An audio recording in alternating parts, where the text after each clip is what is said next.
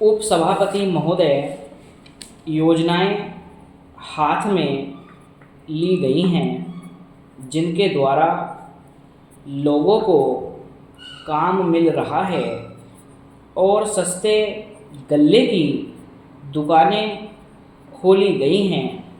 जहां आवश्यक है वहां मुफ्त खाना भी दिया जा रहा है। विदेशों से आए हुए अन्न की कीमत अधिक होने के कारण अन्न का दाम चढ़ गया है। सरकार की ओर से घाटा सहते हुए सस्ता अन्न बेचकर जो सहायता की जाती थी उसे कम कर देने से भी कीमतों में बढ़ोतरी हुई है और जहां नाप तोल कर अन्न बांटा जाता था वहां लोगों का कष्ट कुछ बढ़ा है और कुछ असंतोष पैदा हुआ है। वस्तुओं के मूल्य में गिरावट आने से इसका प्रभाव कुछ कम हो गया है।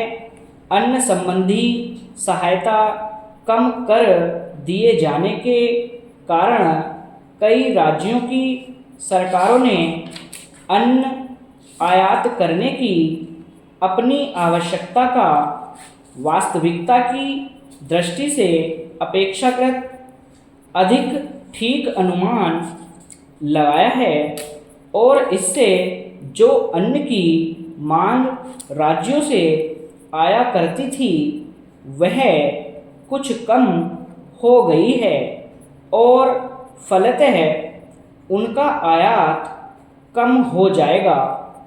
यह आज की स्थिति में और आगे के लिए भी अवश्य ही लाभदायक है। जो राशि अन्न संबंधी सहायता न देने से बची है वह छोटी मोटी आवश्यक योजनाओं में लगा दी जाएगी जिनसे आगे अन्न की उत्पत्ति बढ़ेगी और इस तरह हमें अपनी खाद्य समस्या हल करने में सहायता मिलेगी। हमारी सरकार इन सब बातों पर बहुत ध्यान से विचार कर रही है। उसे तात्कालिक और भविष्य के लाभ को तुलनात्मक दृष्टि से देखना है। साथ ही वह इस बात के लिए भी चिंतित है कि लोगों को कोई कष्ट न हो और उससे जो कुछ हो सकेगा वह इस विपत्ति को टालने के लिए करेगी। योजना आयोग अपनी पंचवर्षीय योजना को अंतिम रूप दे रहा है। इस योजना में एक महत्वपूर्ण बात और जोड़ी गई है, वह है देश भर में 55 सर्वोन्नति योजनाओं का प्रस्ताव संयुक्त राज्य अमेरिका के प्राविधिक सहयोग योजना द्वारा दी गई सहायता से ही यह संभव हो सका है।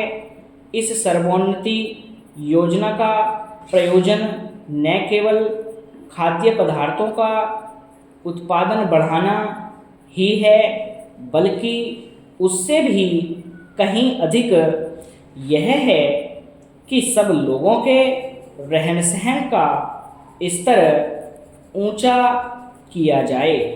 आशा की जाती है कि यह योजना उन्नति करेगी और भारत का एक बड़ा भूभाग इसके अंतर्गत आ जाएगा, परंतु यह तभी हो सकता है जब इसे जनता का पूरा सहयोग मिले।